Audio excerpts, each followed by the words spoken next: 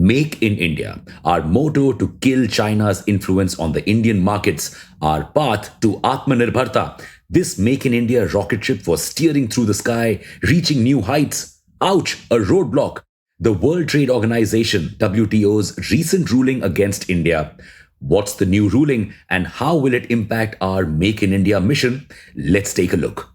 Well, it all goes back to 2014. Chinese goods had taken over the Indian market because they were sasta, sundar, and tikau. Indian brands faced tough competition and saw declining sales.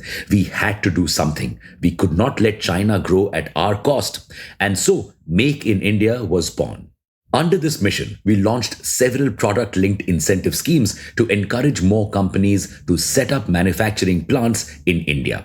While Make in India was the focus, it could not succeed without a focus on Stop China. You see, if Chinese mobile phone companies kept importing cheap phones or cheap phone parts into India, our homegrown products would still be at a disadvantage. So we levied heavy import duties on electronic items like phones, smartphone components, etc. to make imports expensive. Now, we weren't just importing from China, we were also importing from the EU, Japan, and Taiwan. These countries were not happy with the import duties because they would reduce their exports to India. In fact, the European Commission said that approximately 600 million euros of its exports were directly affected by India's tariffs on an annual basis. What did it do?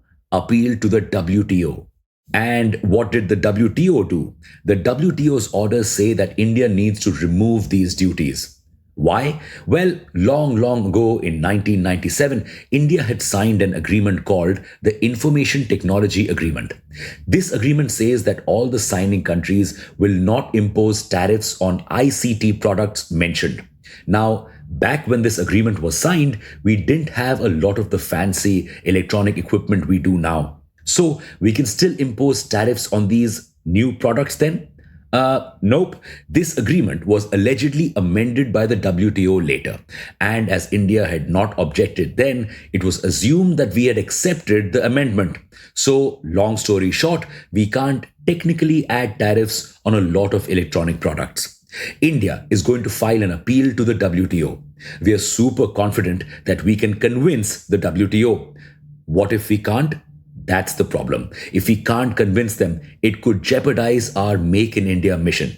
You see, if there are no restrictions on imports of smartphones or smartphone components, there will be two problems. First, foreign companies who are investing in India and setting up manufacturing plants may stop doing so. And second, Chinese manufacturers who are now manufacturing in India could once again go back to importing from China.